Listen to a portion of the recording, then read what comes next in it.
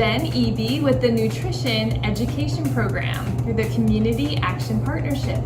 Today I'm going to be doing a recipe demonstration for fruit and peanut butter dip. You can find the recipe in the description.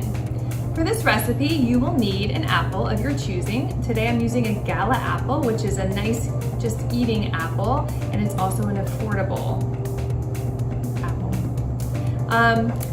You'll also need some yogurt, either plain or vanilla. Today I'm using vanilla. You'll need some peanut butter or sunflower seed butter or almond butter. And you can also add some vanilla if you have it handy, but it's not necessary. You'll want a knife and cutting board and a spatula to do some mixing, as well as a mixing bowl to make the fruit dip in. And then when you're done, you'll want a plate so that you can taste it. We'll begin by slicing our apple. You'll want a sharp knife. You could even use one a little bit bigger than this if you have one available, and you'll just slice it right down the middle.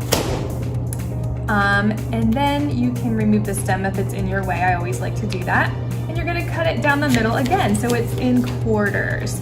This gives you easy access to the seeds so you can remove them safely. And then you can just slice down here to remove the seeds and the core. So you'll do that with all 4 quarters of your apple. With this recipe, I've chosen to use apples today since they're in season. This is September.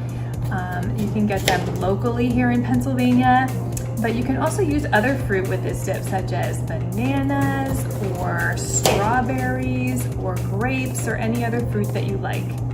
So once you've quartered them and removed the core, you can just slice them as thick or as thin as you like. I like to cut them a little bit thin, especially if you've got younger children. They seem to like the thin slices.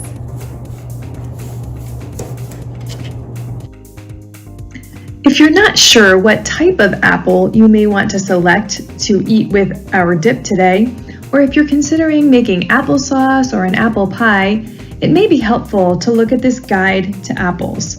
Right in the very center, you'll see the gala apple, which is what we're using today. It is pleasantly mild and sweet.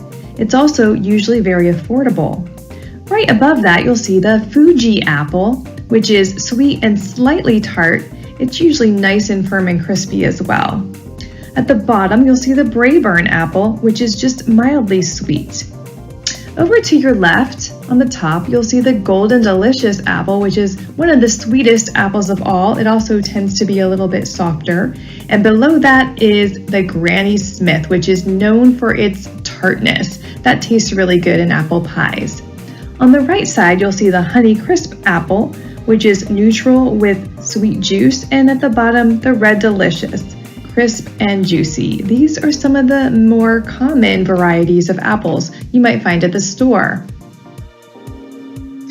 When you're selecting apples at the grocery store or at your local farmer's market, look for apples that are firm, shiny, and smooth skins, and those with intact stems.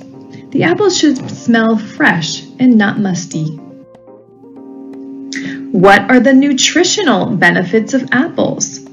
Apples are high in fiber, vitamin C, and various antioxidants.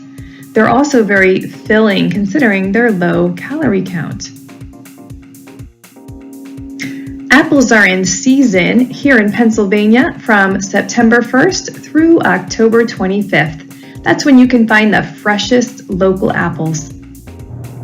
For the dip, we'll begin with using 1/2 cup of yogurt. The recipe calls for plain yogurt. I have vanilla here, it just adds a very nice flavor. You can also buy the store brand of yogurt to save a little bit of money.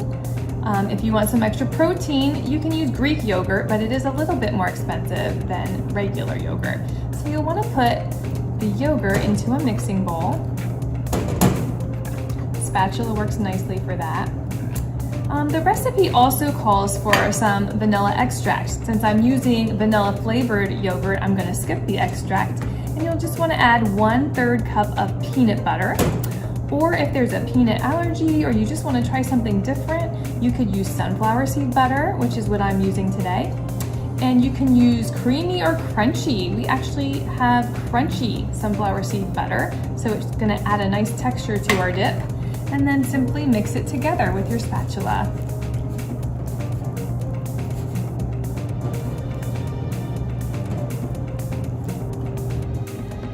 As you can see, we have a nice, creamy, fluffy dip with a little bit of texture from the crunchy sunflower seed butter. And all you need to do to serve it is just scoop a little bit on a plate and dip your apple in and enjoy.